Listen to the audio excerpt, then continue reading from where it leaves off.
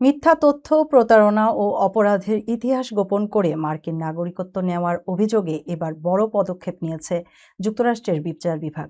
১৭টি দেশের ২৫ জনের বিরুদ্ধে শুরু হয়েছে নাগরিকত্ব বাতিলের আইনি প্রক্রিয়া।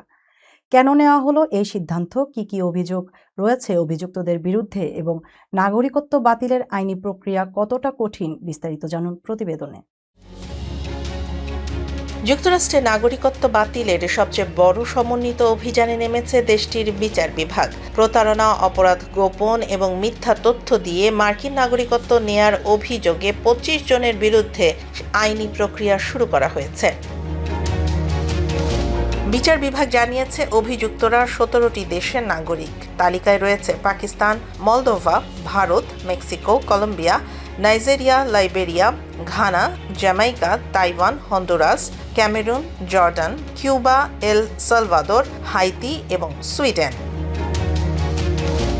যুক্তরাষ্ট্রের ভারপ্রাপ্ত অ্যাটর্নি জেনারেল টড ব্ল্যাঙ্ক বলেন, মার্কিন নাগরিকত্ব একটি গুরুত্বপূর্ণ অধিকার, যা অবশ্যই আইনসম্মত ও সৎ উপায়ে অর্জন করতে হবে। তার দাবি, অভিযুক্ত ব্যক্তিরা নাগরিকত্ব পাওয়ার সময় গুরুত্বপূর্ণ তথ্য গোপন করেছেন এবং কেউ গুরুতর অপরাধের ইতিহাস লুকিয়েছেন। বিচার বিভাগের অভিযোগ রয়েছে হত্যাচেষ্টা, শিশু যৌন নির্যাতন, পারিবারিক সহিংসতা, বিবাহ জালিয়াতি, পরিচয় জালিয়াতি, পাসপোর্ট প্রতারণা, ব্যাংক ও ক্রেডিট কার্ড জালিয়াতি এবং লাইসেন্স ছাড়া চিকিৎসা করার মতো অপরাধ। একটি মামলায় উত্তর ক্যারোলিনার এক ব্যক্তির বিরুদ্ধে অভিযোগ আনা হয়েছে। তিনি সামরিক বাহিনীর মাধ্যমে নাগরিকত্ব পেলেও পরে হত্যাচেষ্টা ও মারাত্মক অস্ত্র দিয়ে হামলার মামলায় দোষী সাব্যস্ত হন। বিচার বিভাগ জানিয়েছে ২০২৫ সালের জানুয়ারি থেকে নাগরিকত্ব বাতিলের জন্য মোট ৮৮টি মামলা দায়ের করা হয়েছে।